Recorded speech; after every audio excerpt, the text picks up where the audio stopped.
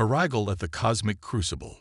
The transport ship shuddered as it dropped out of hyperspace, its hull groaning under the strain of navigating the treacherous gravitational eddies of the Maelstrom Nebula. In the cramped prisoner hold, Lyra Zen braced herself against the turbulence, her iridescent scales flickering with anxiety. The young Cepheid girl's large, multifaceted eyes darted around the dingy compartment, taking in the dejected faces of her fellow captives, a motley assortment of alien species, all bound for the same infamous destination. Approaching final vector for the cosmic crucible, a robotic voice droned over the ship's comm system. All prisoners prepare for disembarkation. Lyra's heart sank.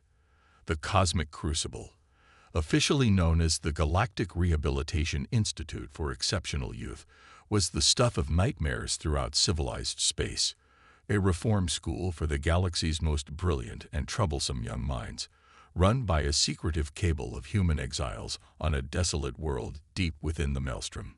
Lyra still couldn't believe she was being sent there, all because she had dared to challenge the archaic traditions of her xenophobic homeworld. The ship jolted violently as it entered the planet's turbulent atmosphere. Through a grimy porthole, Lyra caught her first glimpse of her new prison, a sprawling complex of angular metallic structures jutting from the barren gray landscape like the teeth of some monstrous beast.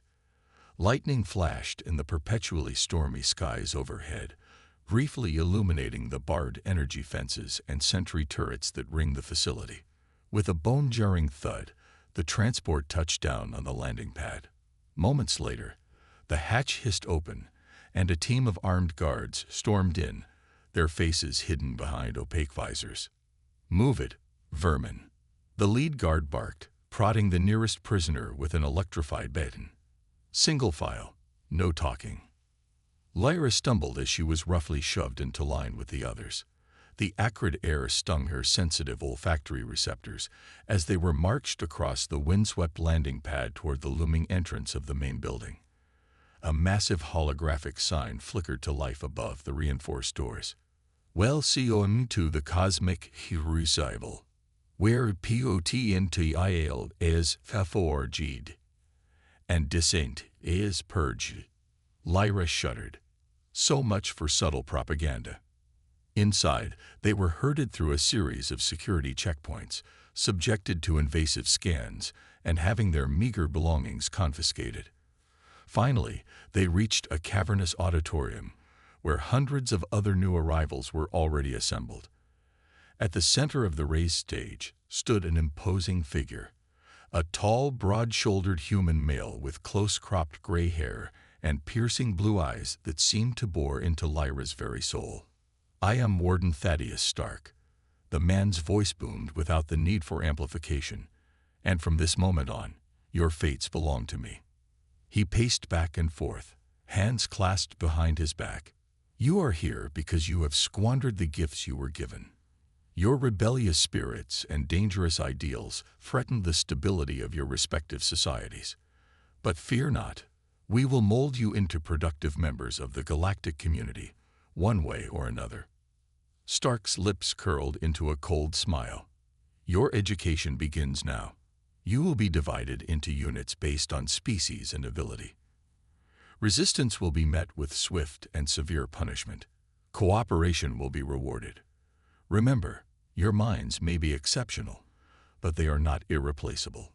Push us too far, and you may find yourself subjected to neural recalibration. Am I understood?" A murmur of fearful assent rippled through the crowd. Lyra remained silent, her mind racing. Neural recalibration. She had heard whispered rumors of the procedure, a way of forcibly rewiring a subject's brain to ensure compliance. The thought made her feel ill. As the new inmates were herded off to their assigned units, Lyra found herself in a group with several other non-humanoid species. Their guide was a reedy human woman with a permanent scowl etched on her face. "I am Dr. Vereen," she snapped, "head of xenobiology, and your unit supervisor. Follow me to your quarters. And don't get any ideas about escaping. The Maelstrom ensures that no unauthorized ships can navigate here. This place is your home now, whether you like it or not." They were led down twisting corridors to a wing clearly designed to accommodate a variety of alien physiologies. Lyra was shoved into a stark cell barely large enough for her to stretch out in. The door slammed shut with a sense of finality. Curling up on the hard bunk, Lyra allowed herself a moment of despair. How had it come to this? She had only wanted to make her world better, to bridge the divide between her people and the wider galactic community. Instead, she had been branded a dangerous radical and exiled to this nightmarish place. But as the initial shock began to fade, Lyra felt a familiar spark of defiance ignite within her. She was a daughter of the Cepheid race, descendants of the first starfarers, renowned for their analytical minds and indomitable spirits. She would not break so easily. Lyra closed her eyes, reaching out with her innate empathic senses to get a feel for her fellow prisoners. Beneath the fear and anger roiling through the facility, she detected flickers of something else: hope, determination, the first stirrings of resistance. She wasn't alone here, and where there were allies, there was possibility. As sleep finally claimed her, Lyra vowed that this would not be the end of her story. Somehow, some way, she would find a path to freedom, not just for herself, but for all the lost souls trapped in this cruel place. The cosmic crucible sought to break them, to reshape them into obedient drones. But Lyra sensed that it might instead become the forge that tempered them into something far more dangerous, a force that could challenge the very foundations of galactic society. Tomorrow, her true education would begin, and Warden Stark would soon learn that he had made a grave mistake in underestimating the resourcefulness of his young charges. The cosmic crucible was about to become a powder keg, and Lyra intended to be the spark that set it aflame. Forging unlikely alliances, the harsh buzzing of the wake-up alarm jolted Lyra from her fitful slumber. For a moment, she blinked in confusion at the unfamiliar surroundings before the grim reality of her situation came crashing back. Another day in the cosmic crucible had begun. As she joined the throng of students shuffling towards the communal dining hall, Lyra took the opportunity to observe her fellow inmates more closely. The diversity was staggering. Beings from every corner of known space, each with their own unique adaptations and abilities. Under different circumstances, she would have been fascinated by the chance to interact with so many species. But here, that diversity was a calculated move by their captors, meant to sow division and prevent any sense of unity from forming. In the dining hall, Lyra found herself seated at a table with several other non-humanoid students. There was Zax, a bulbous Mercurian with tentacle-like appendages and bioluminescent patches that pulsed with barely contained anxiety. Beside him sat Corax, a lanky insectoid hive drone, whose compound eyes darted nervously about the room. Across from Lyra was Nexus, an amorphous energy being confined within a containment suit, its face a swirling vortex of crackling plasma. As they picked at the bland nutrient paste that passed for food here, Lyra decided to make the first move. "I'm Lyra," she said softly, her translator implant conveying her words in the galactic standard. "What did they get you for?" The others regarded her warily, but Zax was the first to respond. "I developed an algorithm that could predict stock market fluctuations with 99.9% accuracy," he burbled, tendrils writhing. "My government decided that was too dangerous to allow." Corax chittered softly. "I questioned the Queen's decisions regarding resource allocation within the hive. Such individualistic thinking is discouraged." Nexus crackled and pulsed, its modulated voice tinged with bitterness. "I sought to share my people's energy manipulation techniques with other species. The elders deemed it blasphemy." Lyra nodded in understanding. "I advocated for my world to end its isolationist policies and join the Galactic Confederation. The Synod labeled me a heretic." A moment of shared commiseration passed between them, but it was quickly broken by the arrival of a pair of human students who roughly shoved their way to the table. Well, what do we have here?" "A freak show convention," sneered the larger of the two, a muscular boy with a shaved head and cruel eyes. His companion, a wiry youth with unkempt red hair, snickered sycophantically. Lyra's scales bristled, but she forced herself to remain calm. "We have as much right to be here as you do," she said evenly. The bully's eyes narrowed. "Watch your tone, lizard girl. Humans run this place, in case you haven't noticed. You aliens would do well to remember your place." Before Lyra could retort, a new voice cut in. "Back off, Brock. Or do I need to remind you what happened last time you tried to throw your weight around?" Lyra turned to see another human student approaching. A girl with close-cropped dark hair and sharp, intelligent eyes. Despite her small stature, she carried herself with a confidence that made even Brock hesitate. "Whatever, Santos," Brock growled. "Have fun with your pet monsters." He stormed off, his lackey trailing behind. The girl, Santos, plopped down at their table with a friendly grin. "Don't mind the Neanderthals. I'm Zoe, resident tech whiz and general troublemaker." Lyra found herself warming to the human girl's easy demeanor. "Thanks for the assist. I'm Lyra." Zoe's eyes lit up with interest. "Ah, a Cephite. I've always wanted to pick one of your brains about your faster-than-light travel theories. Maybe we can chat later." As the conversation flowed more freely, Lyra began to sense the first tendrils of camaraderie forming within their little group. It seemed not all humans shared the prejudices of their wardens. Their budding connection was abruptly cut short by the blaring of a klaxon. "All students report to assigned education modules." The PA system droned. "Tardiness will result in disciplinary action." Zoe rolled her eyes. "Time for another thrilling day of having our spirits crushed. See you guys around. And watch your backs. This place has eyes everywhere." As they filed out of the dining hall, Lyra's mind was racing. She had come here expecting nothing but hostility, yet she had already found potential allies. It wasn't much, but it was a start. The education modules turned out to be a cruel farce.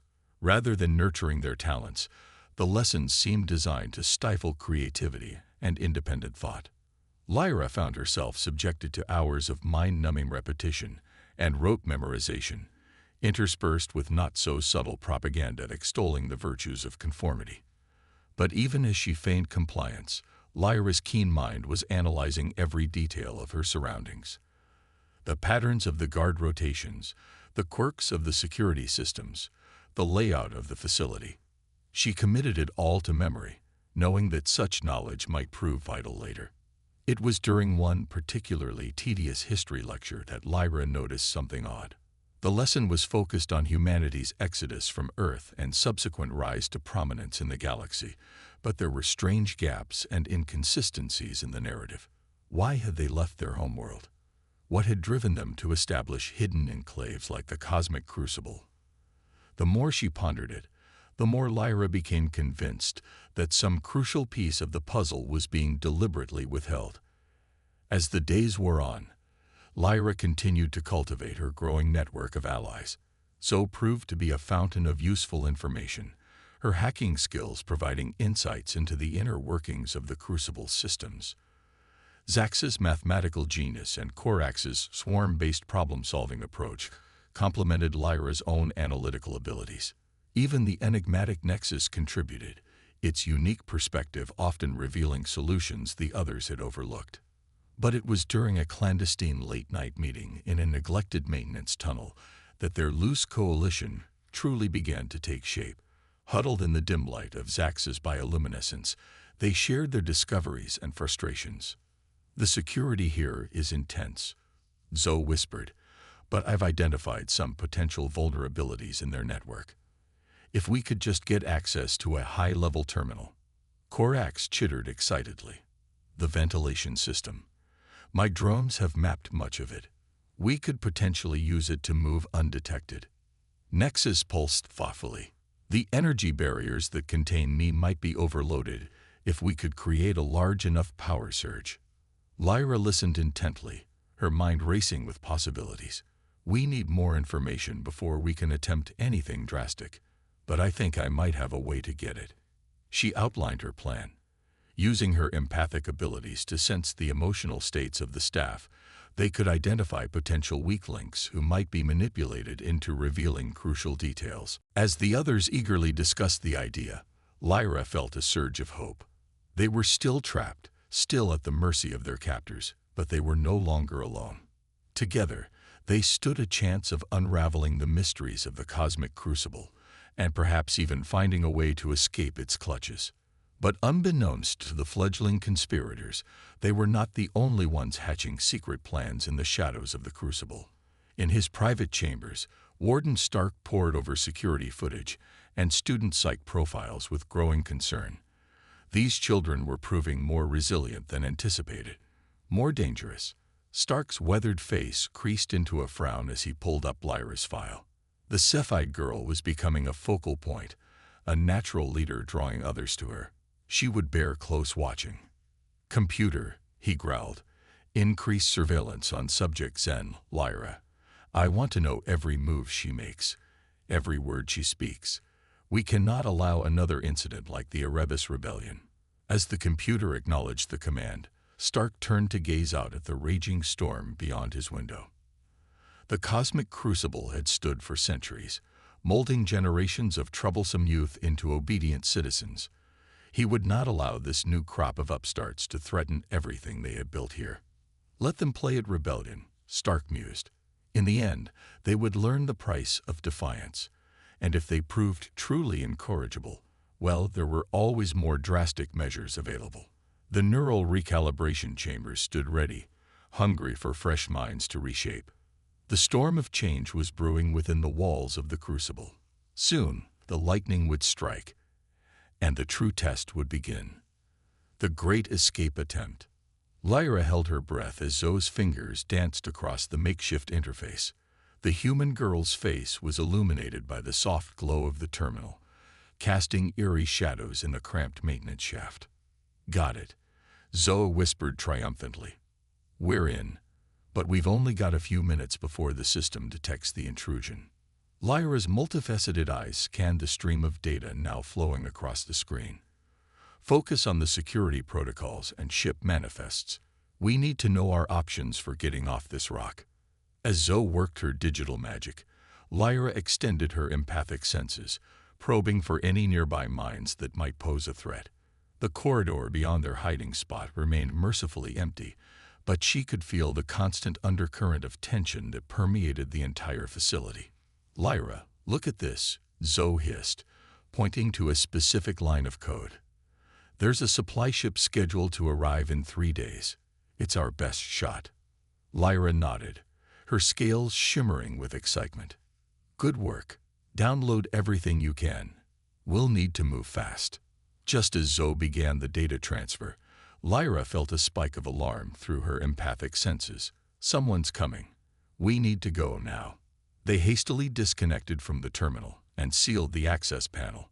Heart pounding, Lyra led the way through the twisting network of maintenance shafts, relying on the mental map she had painstakingly constructed over weeks of exploration. They emerged in an unused storage room, breathless but exhilarated. Zoe's eyes were bright with adrenaline as she clutched the precious data chip. "That was too close. But worth it," Lyra replied. "Get that information to Nexus for analysis. I'll gather the others. We meet at the usual spot in 2 hours." As they parted ways, Lyra couldn't shake the feeling that their window of opportunity was rapidly closing. The escape attempt would have to happen soon, ready or not. 2 hours later, Lyra and her core group of conspirators huddled in their secret meeting place, a long-abandoned laboratory deep in the bowels of the crucible. Zax's bioluminescent patches provided a soft, pulsing light as Nexus projected a holographic schematic of the facility. "The supply ship will dock here," Nexus indicated, its plasma form swirling with excitement. "Security will be heightened, but also distracted by the incoming vessel." Korax chittered thoughtfully. "My drones have identified a potential route through the ventilation system. It will be tight, but we should be able to reach the docking bay undetected." Lyra nodded, her mind racing with possibilities and potential pitfalls. "Once we're there, we'll need a distraction to clear the bay and give us time to board the ship." Zax's tentacles writhed nervously. I've been working on an algorithm to overload the power grid. It should create enough chaos to keep them occupied. Good, Lyra said. Zoe, you'll need to hack the ship's systems and get us airborne. Nexus, you're our best bet for navigating through the maelstrom once we break atmosphere. As they continued to refine the plan, Lyra felt a mix of hope and trepidation. They were so close to freedom, but the risks were enormous. If they failed, the consequences would be severe, possibly even fatal. There's one more thing, Lyra said, her voice solemn. We can't just save ourselves. There are hundreds of other students here, all prisoners like us. We need to find a way to help them too. The others exchanged uneasy glances. Lyra, Zoe said gently, I want to help everyone too, but we can barely manage our own escape. Taking on passengers would be suicide. Lyra's scales rippled with determination. We can't abandon them. There has to be a way. After much debate, they reached a compromise. They would use the facility's communication system to broadcast the truth about the Crucible to the wider galaxy, exposing the brutal methods used here and calling for intervention. It wasn't a perfect solution, but it was something. As the meeting drew to a close, Lyra looked at each of her friends in turn. In 3 days, we make our move. Until then, act normal. Don't give them any reason to suspect us. The next 72 hours were a blur of nervous anticipation and meticulous preparation. Lyra threw herself into her daily routines with renewed vigor, all while covertly spreading word of the impending escape attempt to trusted allies throughout the student body. On the eve of their planned breakout, Lyra lay awake in her cell, every nerve on edge. She reached out with her empathic senses, touching the minds of her fellow conspirators. Fear, excitement, and determination swirled through the psychic link, bolstering her own resolve. As the first hints of artificial dawn began to lighten the corridor outside her cell, Lyra rose and steeled herself for what was to come. One way or another, everything would change today. The morning passed in a haze of routine, each minute crawling by with agonizing slowness. Lyra forced herself to eat, knowing she would need her strength. As she sat in the dining hall, she caught Zoe's eye across the room. The human girl gave an almost imperceptible nod. It was time. Lyra made her way to the assigned classroom, her heart's pounding. As she took her seat, she noticed Corax in the corner, antennae twitching with nervous energy. Any moment now. Suddenly, the lights flickered and died. Emergency klaxons began to wail as Zax's virus tore through the Crucible's power grid. In the ensuing chaos, Lyra sprang into action. Everyone, listen. She shouted above the din. This is our chance. If you want freedom, follow me. To her amazement and relief, dozens of students immediately rallied to her call. As confused guards rushed to restore order, Lyra led her growing band of rebels through the darkened corridors. They rendezvoused with Zoe and Nexus near the entrance to the ventilation system. Corax's drones are clearing the way, Zoe reported. We need to move fast. Lyra nodded, then turned to address the assembled students. It's going to be tight and dangerous. If anyone wants to turn back, now's the time. Not a single person wavered. With a surge of pride, Lyra led them into the cramped metal tunnels. The journey through the ventilation system was a nightmare of claustrophobic panic and constant fear of discovery. Lyra pushed through her own discomfort, using her empathic abilities to project calm and determination to the others. After what felt like an eternity, they emerged into the cavernous docking bay. The supply ship loomed before them, its loading ramp tantalizingly close. But between them and freedom stood a squad of heavily armed guards. Now, Zax. Lyra hissed into her communicator. Moments later, a series of explosions rocked the facility. Alarms blared as automated fire suppression systems activated, filling the bay with thick clouds of suppressant foam. In the confusion, Lyra and her band made a mad dash for the ship. Zoe raced up the ramp first, making a beeline for the cockpit. Lyra herded the others aboard, her empathic senses on high alert for any pursuit. Just as the last student stumbled onto the ship, a figure emerged from the chaos of the landing bay. Warden Stark stood there, his face a mask of cold fury. For a moment, his eyes locked with Lyra's. In that instant, she felt the full force of his rage, and something else. Fear, desperation. Before she could process it, the ramp began to close. "Zoe, get us out of here," Lyra shouted. The engines roared to life, and the ship lurched upward. Through the viewports, Lyra watched as the crucible fell away beneath them. They weren't in the clear yet. The treacherous maelstrom still lay between them and open space. But for the first time in months, Lyra allowed herself to feel a glimmer of true hope. As Nexus guided them through the swirling energies of the nebula, Lyra made her way to the ship's communication array. With trembling hands, she activated the broadcast system and began to speak. "To anyone who can hear this message," she said, her voice strong and clear, "I am Lyra Zen, former inmate of the facility known as the Cosmic Crucible. What I'm about to tell you will shock and horrify you, but it is the truth." For the next hour, as the ship navigated the perilous maelstrom, Lyra poured out the story of the Crucible. The abuse, the indoctrination, the cruel experiments. She called on the governments of the galaxy to investigate and intervene, to save those they had left behind.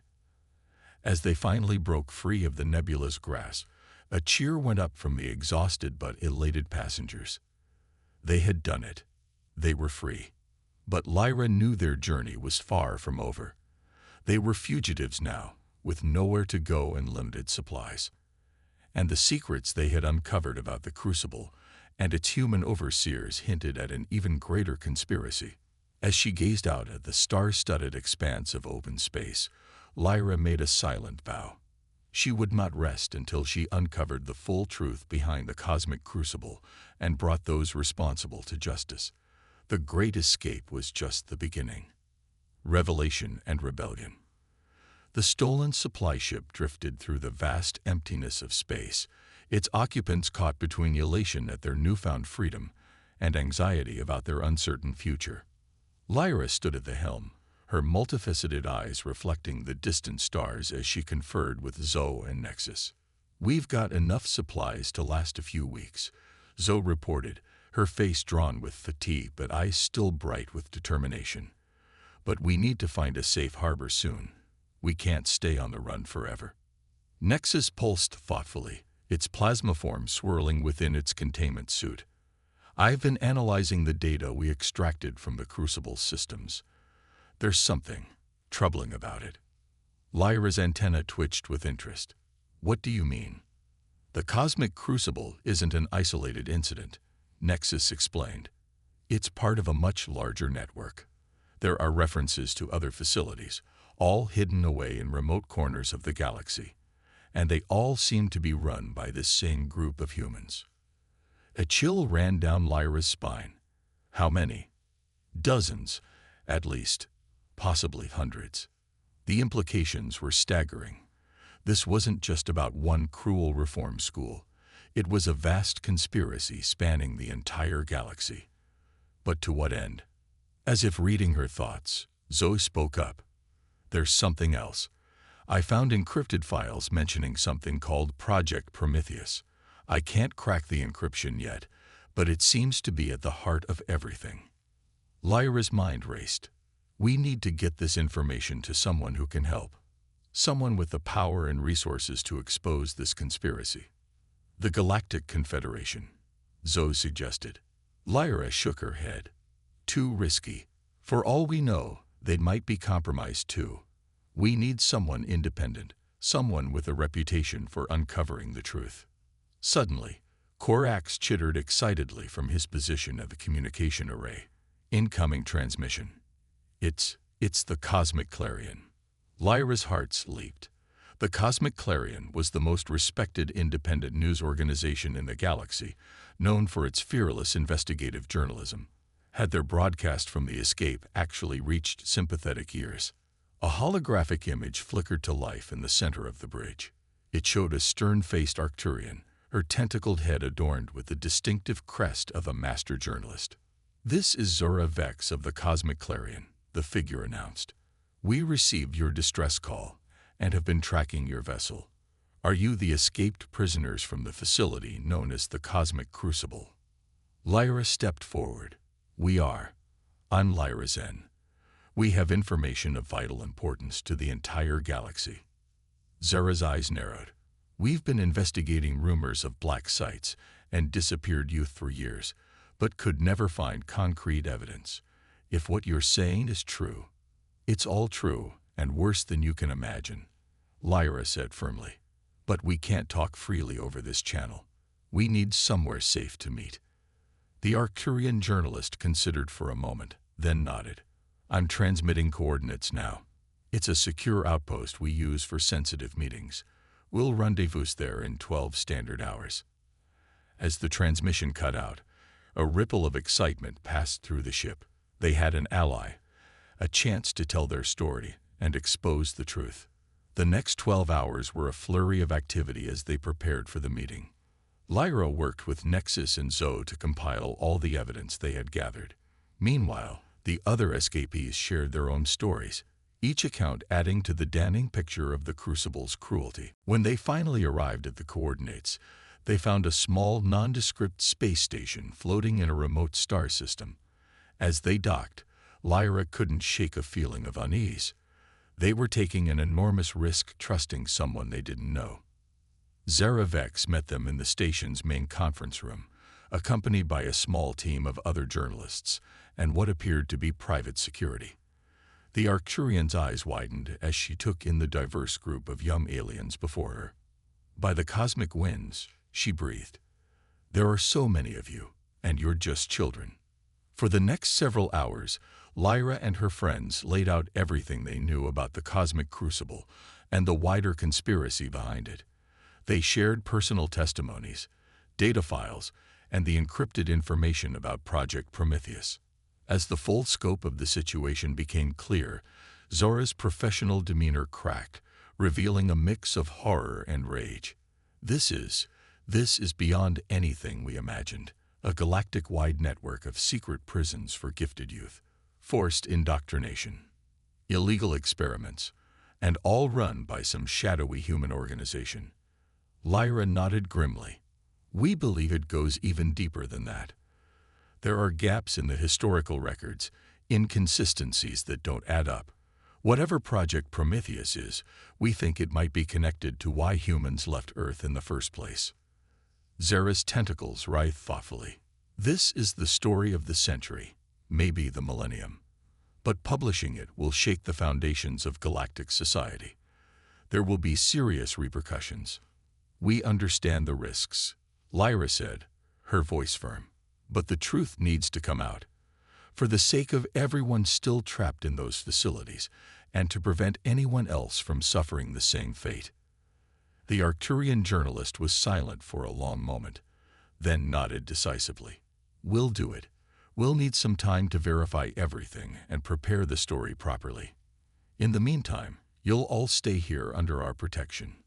As the meeting broke up, Lyra felt a complex mix of emotions: relief at finally sharing their burden, anxiety about what would happen next, and a burning curiosity about the mysteries still unsolved. Over the next few days, the station became a hive of activity. More journalists and researchers arrived, working around the clock to corroborate the escapee's story and dig deeper into the conspiracy. Lyra and her friends were interviewed extensively, their testimonies recorded for posterity. But even as progress was being made, tensions were rising. Some of the escapees, traumatized by their experiences and fearful of recapture, wanted to flee further. Others argued passionately for taking more direct action against their former captors. Lyra did her best to keep everyone calm and focused, but she could feel the strain wearing on her. And always, in the back of her mind, was the nagging question: what was Project Prometheus, and how did it connect to humanity's mysterious past?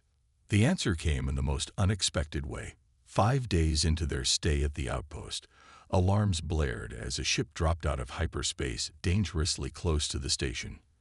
On the view screen, Lyra's heart froze as she recognized the sleek, predatory lines of a crucible pursuit vessel. How did they find us?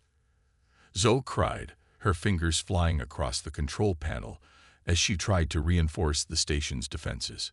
But instead of opening fire, the ship hailed them, and the face that appeared on the screen was the last one any of them expected to see. Warden Thaddeus Stark stared out at them, his expression a complex mix of emotions Lyra couldn't quite decipher. "Hello, Lyra," he said, his voice weary. "I think it's time we talked. There are things you need to know. About the Crucible, about Project Prometheus, and about the true history of humanity." Lyra exchanged shocked glances with her friends. Whatever revelation was coming, she knew it would change everything. The real battle for the future of the galaxy was about to begin. Triumph of the underdogs. The tension in the station's conference room was palpable as Warden Stark stepped through the airlock, flanked by a small contingent of Crucible staff. Lyra and her core group of allies stood opposite them, with Zara Vex and her team of journalists positioned strategically around the room, recording devices at the ready. "I suppose I owe you all an explanation," Stark began, his voice heavy with resignation. "You owe us a lot more than that," Lyra retorted, her scales bristling with barely contained anger. "But let's start with the truth. What is Project Prometheus?" Stark sighed, suddenly looking far older than his years. "Project Prometheus was humanity's last hope. Or so we believed." Over the next hour, Stark unraveled a tale that left everyone in the room reeling. Centuries ago, Earth had been on the brink of collapse, environmentally, economically, socially.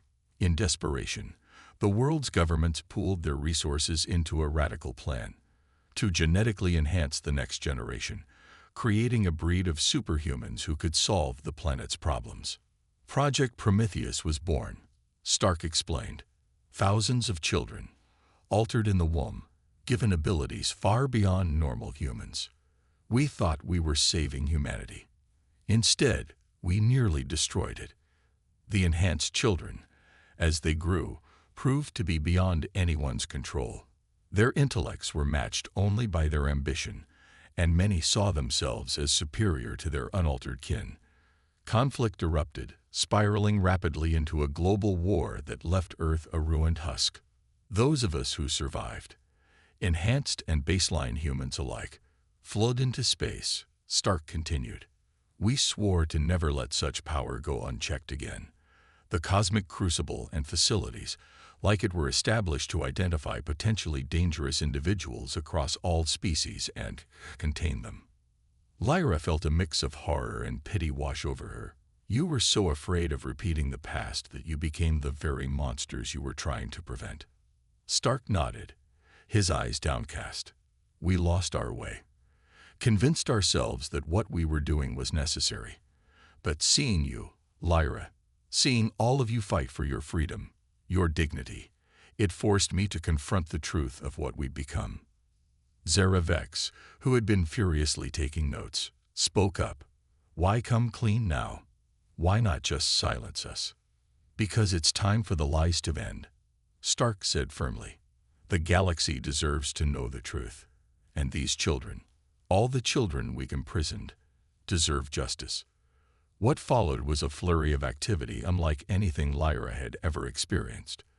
With Stark's cooperation, they were able to access the full Crucible database, revealing the locations of every hidden facility across the galaxy. Zara and her team worked tirelessly to compile the evidence into a comprehensive expose.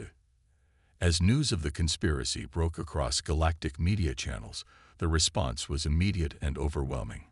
Governments denounced the Crucible program, launching investigations and rescue operations. Long-lost children were reunited with families who had thought them gone forever. But amidst the chaos of galactic politics, Lyra and her friends found themselves thrust into an unexpected role, that of mediators and reformers. We can't undo the past. Lyra addressed a conference of galactic leaders, her voice strong and clear. But we can learn from it. The Crucible sought to suppress what they feared. Instead, we must nurture potential, celebrate diversity, and work together to build a better future for all species. Her words resonated across the galaxy. The former Crucible facilities were repurposed as true schools, not for suppression, but for fostering the gifts of exceptional individuals from all races.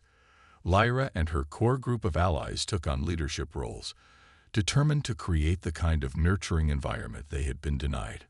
Months turned to years, and gradually, the wounds inflicted by the Crucible began to heal. Lyra watched with pride as the first class of students graduated from the Reformed Academy, their eyes shining with hope and purpose. One evening, as she stood watching the twin moons rise over the school's sprawling campus, Lyra felt a familiar presence approach. "Quite a view, isn't it?" Zoe said, coming to stand beside her old friend. "Hard to believe how far we've come." Lyra nodded, her scales shimmering in the moonlight. "There were times I thought we'd never make it, that we'd be trapped in that nightmare forever. But we didn't give up," Zoe replied, gently bumping Lyra's shoulder with her own. "We kept fighting, kept believing in each other. And look what we've accomplished." As if on cue, a group of students passed by.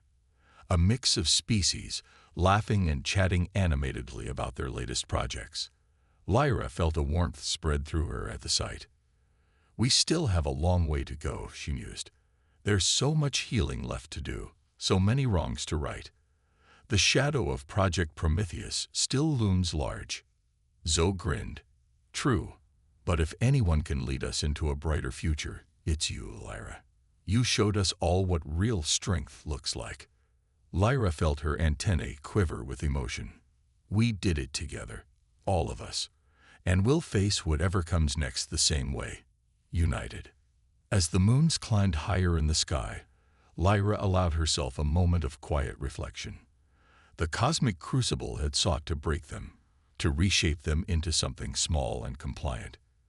Instead, it had forged them into something far more powerful, a force for change, for justice, for hope. The galaxy was vast and full of wonders, but also dangers. There would be new challenges to face, new mysteries to unravel.